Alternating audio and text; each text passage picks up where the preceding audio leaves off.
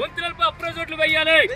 వాగుతిప్ప కొలవంతిప్ప Bhimavaram approach రోడ్డుకి వంతెనలకి approach రోడ్లు వేయాలి. వంతెనలకు అప్రోచ్ రోడ్లు వేయాలి. వంతెనలకు అప్రోచ్ రోడ్లు వేయాలి. ప్రజలు సుఖవంతంగా ప్రయాణం చేయడానికి అప్రోచ్ రోడ్లు వేయాలి.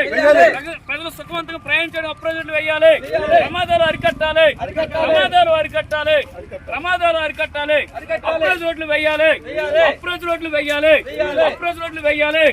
ప్రభుత్వాల అధికారులు స్పందించాలి.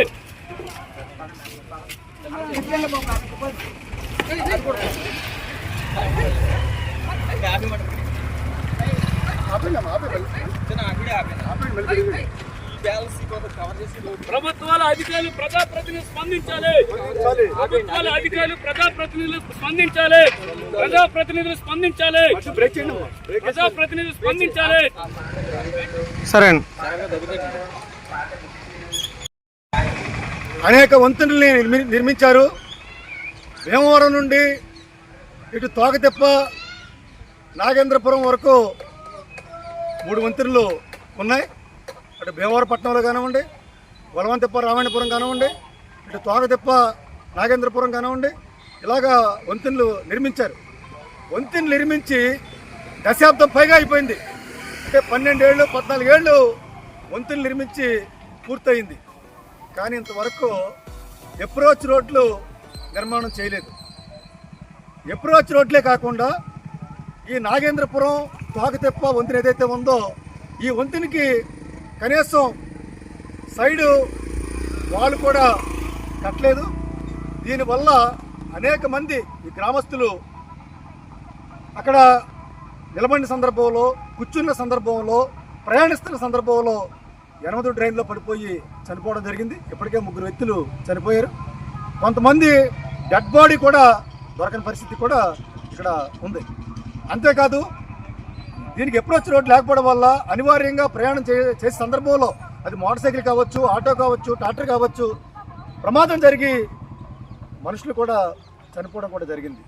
అంటే వంతెన మించి పడిపోయి కింద పడి చచ్చిపోయారు. అలాగే వంతెన ఎక్కుతూ అప్రోచ్ రోడ్ లేకపోవడం వల్ల ట్రాక్టర్ తిరగబడిపోయి చనిపోయిన సందర్భం ఉంది.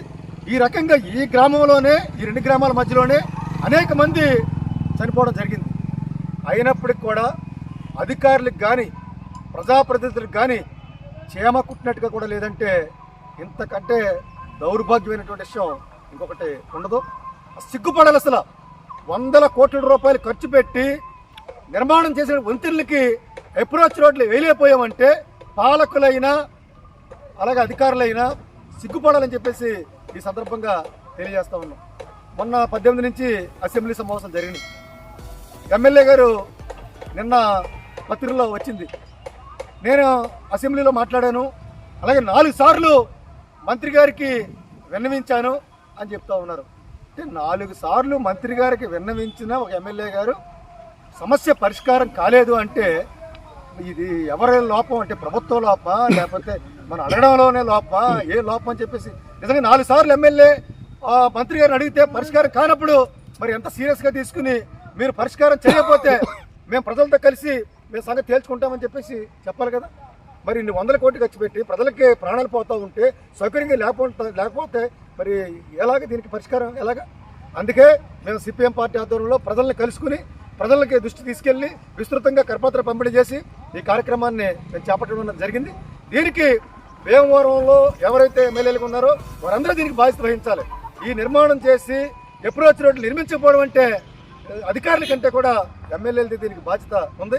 ఎప్పటికైనా జరిగింది 10 ఏళ్ళలో 14 ఏళ్ళలో జరిగిపోయింది. ప్రజలు చాలా నష్టపోయారు. ఎప్పటికైనా మీరు సీరియస్గా తీసుకుని వెంటనే నిర్మాణం చేపట్టాలని చెప్పేసి మేము కోరుతా ఉన్నాం. ఇంకా ఆలస్యం చేస్తే కనుక మేము ప్రజలను కలుసుకుని ప్రజలతోటి పెద్ద ఎత్తున భీమవరం పట్టణంలో పెద్ద ఎత్తున ఆందోళన చేపడతామని చెప్పేసి ఈ సందర్భంగా హెచ్చరిస్తా ఉన్నాం. వెయ్యాలి అప్రోచ్ రోడ్లు, వెయ్యాలి అప్రోచ్ రోడ్లు, ప్రమాదాలు అరికట్టాలి, ప్రమాదాలు అరికట్టాలి, ప్రజలు సౌకర్యవంతంగా వెళ్ళడానికి అప్రోచ్ రోడ్లు వేయాలి, ప్రయాణించడానికి అప్రోచ్ రోడ్లు వేయాలి.